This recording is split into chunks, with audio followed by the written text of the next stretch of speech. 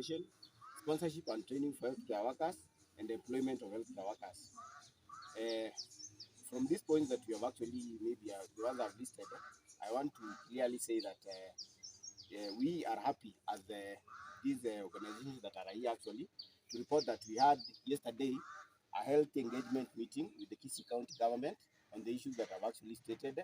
and threshed out on the challenges we face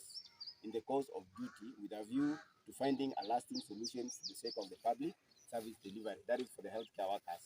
So in this regard, we took stock of the grievances from the stock in the Department of Health, and out of those key areas that I actually highlighted, we were able to have some fruitful conversation. And out of that, like for example, one, we had issues to do with pending promotions, where we say that on matters promotion, with the discussion we had yesterday with the Kisii County government, we agreed that all promotion and designation are going to be done, considering the board was now through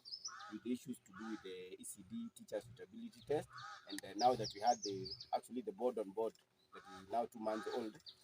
and out of the conversation we also had, we agreed that evaluation to start immediately for the department at department level, so that all members who are actually due for promotions, the promotion be given to them. Then number two, we had issues about study leave and training, where we agreed that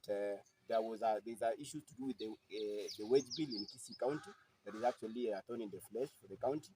and we agreed that as moving forward,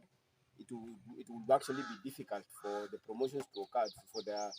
issues to do with trainings to occur, but we agreed that as moving forward, we do what we call assessment in the departments that are concerned, and the critical areas will be identified that we need maybe the training for the special, that is for the specialized trainings. Then we had issues to do with the that is the reinstatement of staff who are removed from the payroll,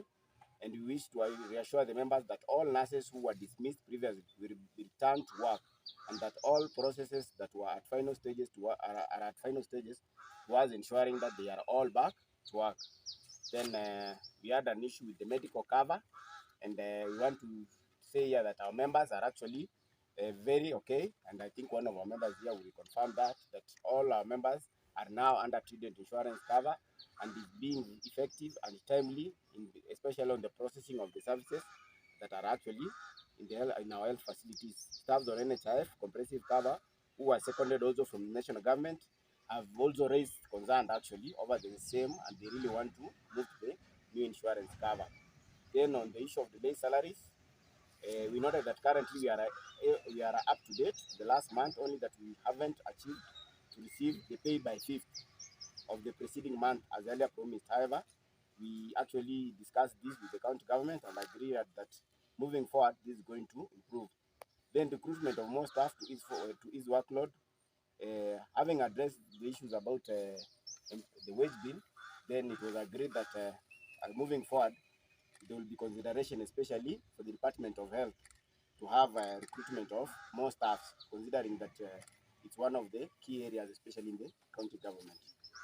So out of that, finally, we want to urge all the members to remain, especially our members, to remain professional and continue rendering their services to our people of Kisii County as their issues and concerns are being addressed. Thank you.